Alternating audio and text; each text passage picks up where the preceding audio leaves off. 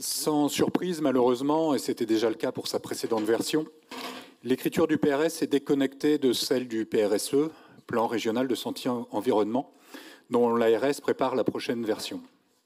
Au moins, le précédent PRS disposait d'un chapitre sur les inégalités environnementales et posait comme objectif, je cite, de favoriser la prise en compte des déterminants environnementaux de santé dans les politiques territoriales. Il était précisé la mise en œuvre d'un certain nombre d'actions prévues par le PRSE. Cette fois-ci, il n'y a plus rien. La problématique de la santé environnementale n'est pas évoquée, c'est l'incroyable angle mort de ce texte. Et pourtant, la région agit en la matière. Animation du COPIL d'information et de prévention contre les perturbateurs endocriniens et plan de renaturation des cours de lycée en sont deux exemples. L'être humain est un animal comme un autre. Il vit dans et dépend de son environnement et il souffre de ces perturbations. Dire que notre biotope est perturbé est un euphémisme. Affaiblissement sans précédent de la biodiversité, pollution, destruction des habitats et évidemment dérèglement climatique. Malgré les alertes répétées, l'être humain est encore occupé à scier la branche sur laquelle il est assis, en dégradant chaque jour plus encore les conditions de son bien-être physique et mental. Combien d'entre nous, jusque dans cette salle, souffrent ou souffriront d'un problème de santé respiratoire du fait des nombreux polluants que nous émettons dans l'air ? Dans le pays, 40 000 décès chaque année, rien que pour les particules fines. Combien d'entre nous souffrent ou souffriront d'un problème de santé lié à la qualité de notre alimentation ou de notre eau ? Déjà, en Europe, les perturbateurs endocriniens font baisser chaque année de 2% environ la fertilité masculine. Tout plan d'action sur la santé ne peut se contenter de courir après les effets sans tenter de lutter contre les causes. Nous devons prendre soin de nos malades, mais nous devons aussi penser toutes nos politiques publiques pour éviter de créer et de produire les épidémies qui accompagnent l'économie extractiviste et la société de surconsommation.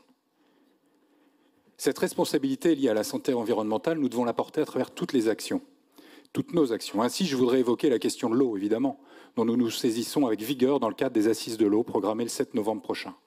Outre la question quantitative, il y a évidemment la question de la qualité de l'eau, et donc pour celle que nous consommons, des impacts que cette qualité peut avoir pour notre santé. Malgré les coûteuses politiques menées depuis des décennies, nous ne parvenons toujours pas à reconquérir la qualité biologique de nos rivières, tandis que la qualité de l'eau potable reste globalement médiocre. Les pesticides, dont l'usage agricole continue à augmenter, s'infiltrent dans les nappes et contaminent l'eau que nous consommons. Il y a quelques semaines encore, l'ANSES, Agence nationale de sécurité sanitaire de l'alimentation, de l'environnement et du travail, a déterminé qu'un tiers de l'eau du robinet du pays était contaminée, au-delà des seuils réglementaires, par un métabolite, produit de dégradation du chlorothalonil, pesticide pourtant interdit depuis 2020. 3 ans plus tard, il continue d'empoisonner notre eau. Notre région porte près de Vendôme et Châteaudun 2 des 3 sites les plus touchés, par ailleurs, par les PFAS, polluants éternels. C'est en cohérence que nous devons intervenir sur ce sujet, soutenir et intensifier notre soutien à une agriculture biologique intégrée, associant production végétale et élevage extensif, car cela n'a pas de sens de produire de la nourriture au prix de rendre inconsommable notre eau.